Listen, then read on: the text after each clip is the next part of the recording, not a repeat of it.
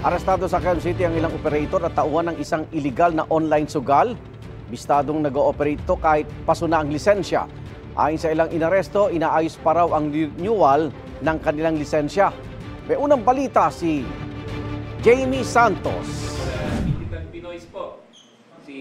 Sa operasyon ng pinagsanib na puwersa ng Philippine Charity Sweepstakes Office, Quezon City Police District at ng Department of Information and Communications Technology, Cybercrime Investigation and Coordinating Council Center, na-corner ang mga suspect na nag-ooperate ng walang kaukulang authority at lisensya. Merong sa isang social media app na merong QC Lotto.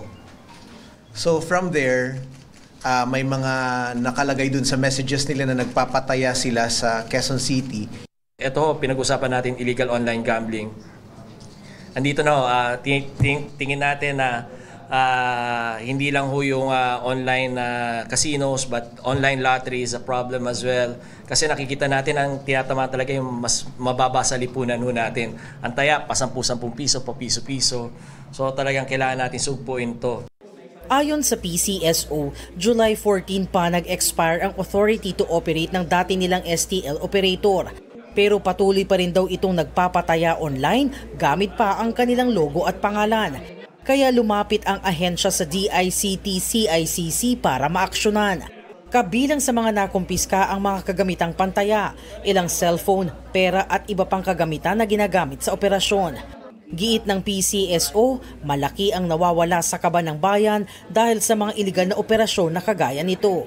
Malaki po ang epekto nito sa amin at sa atin, no, sa taong bayan, na kung saan ang primary mandate ng PCSO ay mag-raise ng revenue through lottery, and this revenue ibibigay natin sa charity.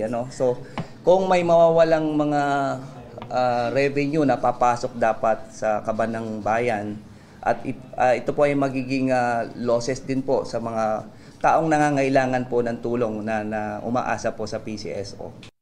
Pinag-aaralan ng mga otoridad ang mas malawak pang kasong isasampa laban sa mga suspect at sa operasyon nito. Yung forensics doon sa telepono, gagawin pa nila through CICC and PNP Cyber. Meron din po PNP Cyber. And doon natin malalaman kung ano yung network nila.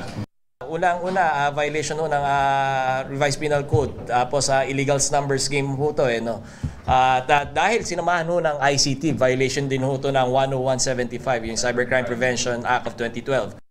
Iginiit naman ang 4 sa 7 na aresto na iniharap sa media na teller lamang sila sa mga outlet at ang alam nila'y nasa proseso na ng pagre-renew ng lisensya ang kanilang operator.